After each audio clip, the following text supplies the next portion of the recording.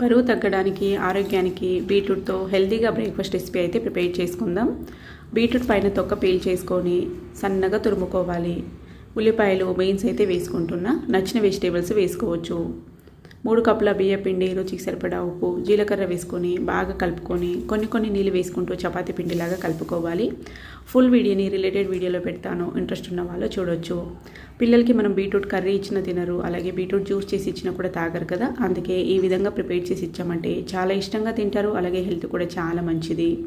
10 నిమిషాల పాటు పక్కన పెట్టేయాలండి. 10 నిమిషాల తర్వాత ఈ విధంగా చిన్న ఉండల్లాగా తీసుకొని చేత్తో కానీ లేదంటే చపాతీ కర్రతో కానీ ఈ విధంగా ఒత్తేసుకొని పెనం మీద వేసేసుకొని లైట్గా ఆయిల్ వేసుకొని కాల్చుకోవాలి.